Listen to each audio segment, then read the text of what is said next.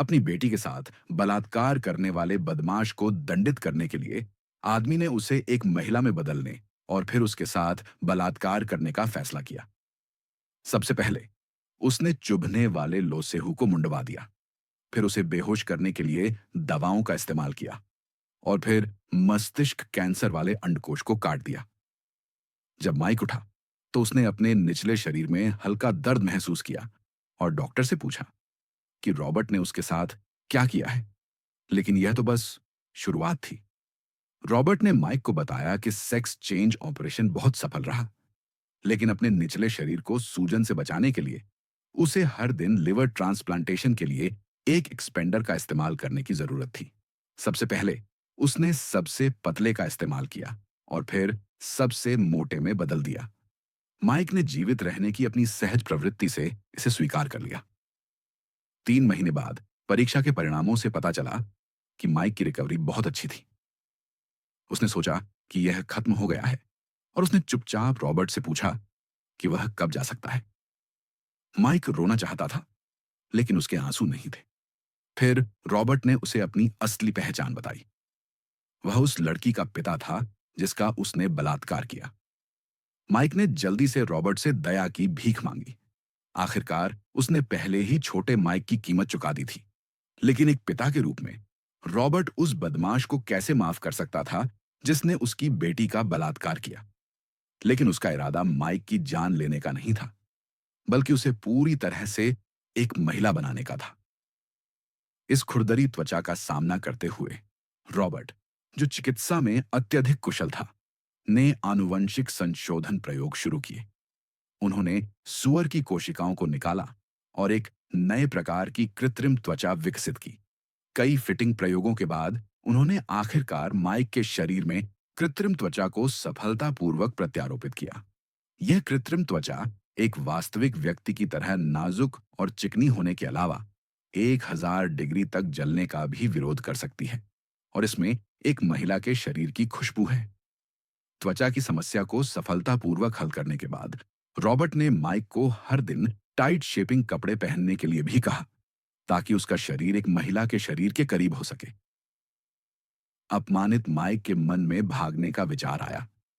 एक दिन जब रॉबर्ट अपनी पैंट की जिप लगा रहा था, उसने रॉबर्ट के पैर के बाहर लात मारी और जब रॉबर्ट जमीन पर गिर गया तो उसने जल्दी से अपनी पतलून की जेब से चाबी छीन ली और कमरे से भाग गया। हालांकि रॉबर्ट तैयार था। घर का दरवाजा रिमोट कंट्रोल लॉक से लैस था। रॉबर्ट ने धीरे से रिमोट कंट्रोल दबाया और दरवाजा मजबूती से बंद हो गया। उसने देखा कि दूसरा पक्ष कदम दर कदम उसके पास आ रहा है। माइक ने रॉबर्ट को धमकी दी कि वह उसे जाने दे, अन्यथा वह आत्महत्या कर लेगा। लेकिन रॉबर्ट को लगा कि उसके पास हिम्मत नहीं है। अप्रत्याशित रूप से माइक आत्मसमर्पण करने के बजाय मरना पसंद करेगा। रॉबर्ट जल्दी से उसे ऑपरेटिंग रूम में ले गया। अपनी शानदार प्लास्टिक सर्जरी कौशल के अलावा बचाव कौशल का उनका स्तर भी शीर्ष पायदान पर था। माइक को बचाने में बस कुछ ही मिनट लगे।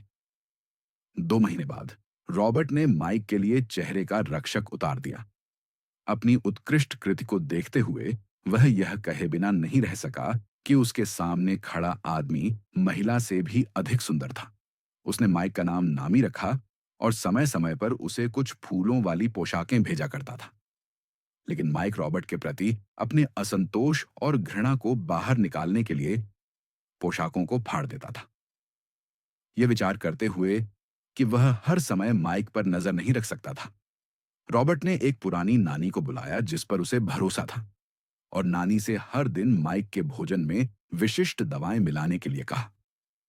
दवाओं के प्रभाव में माइक धीरे धीरे बहुत अधिक विनम्र हो गया।